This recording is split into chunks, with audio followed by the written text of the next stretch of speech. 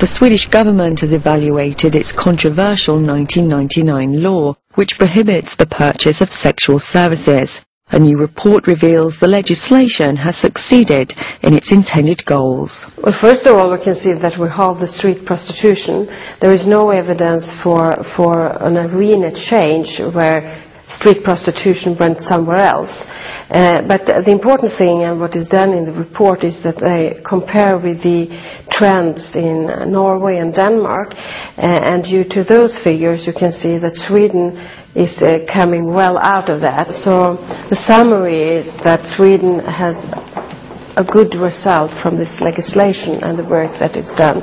We say it has achieved the goals that were put up, but this does not mean we are there, because there is no more prostitution, and that of course is something we have to work on for many more years. But the effects that were hoped for we can see. Also, when it comes to internet prostitution, the amount of such prostitution is smaller in Sweden than in Denmark and Norway, which means also here that the ban would have helped us not to have an increase similar to those countries. Like the rest of Europe, Sweden is tackling a rising problem in human trafficking for sexual purposes, another area where such legislation has acted as a deterrent. We could see that from the very beginning, actually, that criminals did not choose Sweden as the first country to bring women to. And we do this through telephone interception when criminals discuss among themselves and where to bring the victims. They very often pointed out that Sweden was a very bad market for these activities, and they preferred countries where they could send women out in street prostitution or in brothels.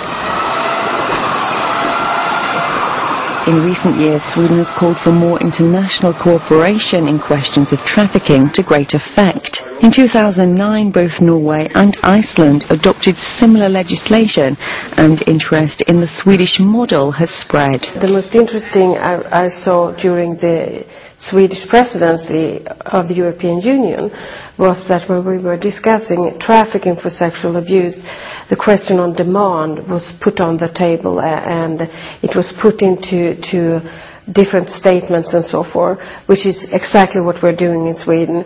We take focus from the prostitutes to the buyers, and I think that's important, and it's interesting to see that more countries are going in the same direction. The report proposes a number of new measures, including raising the maximum penalty for buyers from 6 to 12 months, in addition to improved coordination on a national level. What we ask for is that there should be a center in Sweden that will take the full responsibility to develop this further, so that this can be even more effective in the future.